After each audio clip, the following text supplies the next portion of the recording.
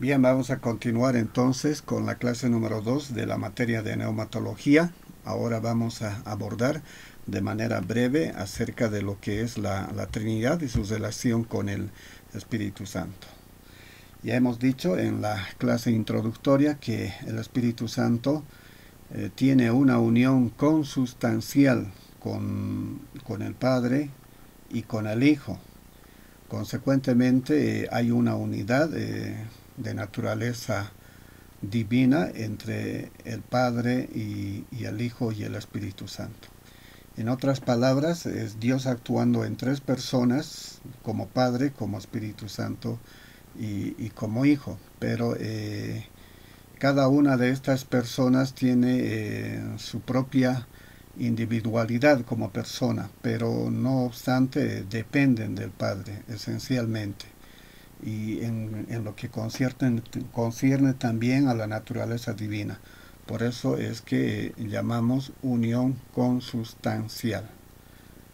Ese es el primer referente a la que vamos a hacer en esta oportunidad de manera introductoria. El Espíritu Santo y la Trinidad.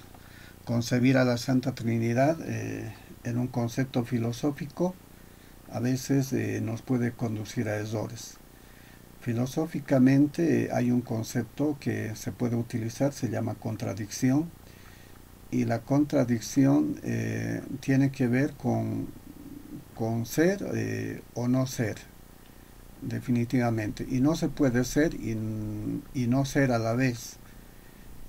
Y en realidad la lógica de la Trinidad nos lleva a esa idea, pero en realidad no es así, porque hay una unión, porque Dios puede actuar como uno y puede actuar en las tres personas, en el Padre, o como Hijo, o como Espíritu Santo, cada uno con una obra determinada. Entonces es muy complicado tratar de entender a la doctrina del Espíritu Santo desde la idea de la filosofía. En realidad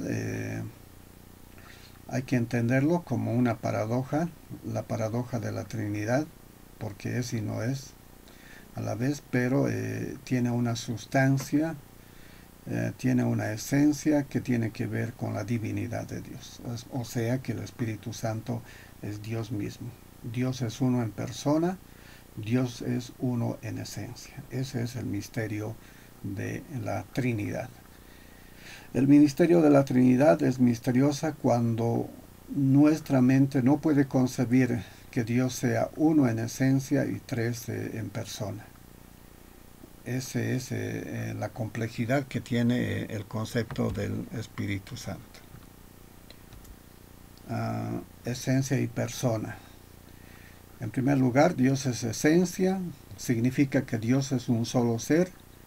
No es que tenga una parte aquí y tenga otra parte allá. Dios es un ser en tres personas, significa que Dios existe simultáneamente en tres personas, en el Padre, en el Hijo y en el Espíritu.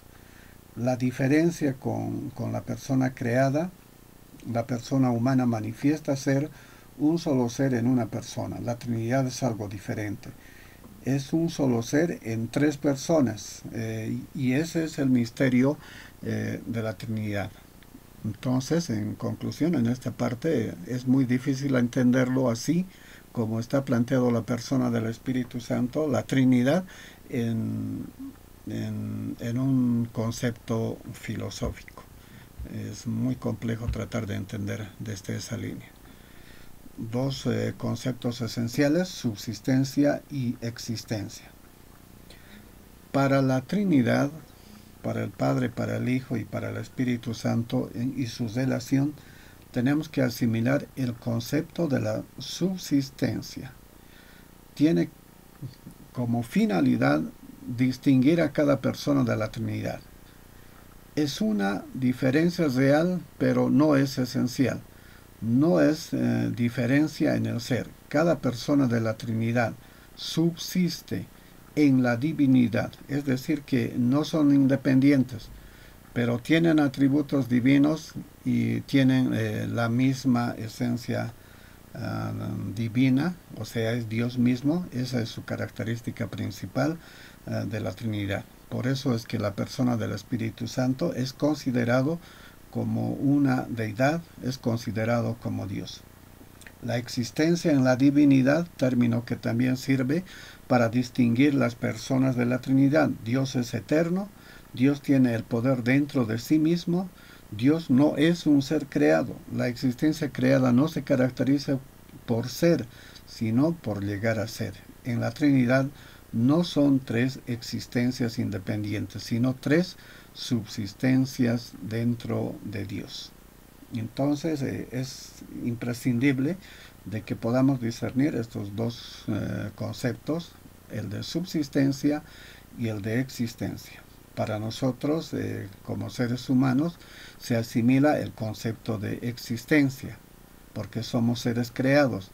Pero para los seres divinos como el Padre, el Hijo y el Espíritu Santo tenemos que asimilar el concepto de la subsistencia. Y esto tiene que ver siempre con lo que es lo eterno. Otro concepto que tiene que ver con su relación entre el Padre y el Hijo y el Espíritu Santo es la procedencia y la generación. El Espíritu Santo se relaciona con el Padre y con el Hijo mediante la procesión. Es decir, que el sentido de esta palabra es que procede de ellos. A esto es a lo que llamamos el sentido de relación entre el Padre y el Hijo con el Espíritu Santo. En otros términos, la procedencia relaciona al Espíritu Santo con Dios y con el Hijo. El Espíritu Santo no fue engendrado ni creado, sino que se habla de su procedencia. El Espíritu Santo procede del Padre y procede del Hijo. Ese es su origen y esa es su explicación, que por supuesto también hay que entenderlo en el concepto de lo eterno, porque el Espíritu Santo no es un ser creado. La relación del Hijo con el Padre es por generación. La unidad entre Cristo y Dios, el Padre mantiene una relación de divinidad. Entonces a esta relación es a lo que llamamos generación. En conclusión, de los temas ya desarrollados, podemos decir que el Espíritu Santo es Dios, pero es una persona distinta al Padre y al Hijo en el sentido de procedencia. El Espíritu Santo hace morada en el creyente que le ha rendido la vida a Cristo. Desde su morada en el creyente, este lo santifica. El Espíritu Santo es un amigo, es un ayudador, y tiene el poder para capacitarnos para hacer la obra de Dios en el mundo. Hermanos, que Dios les bendiga y muchas gracias por su atención.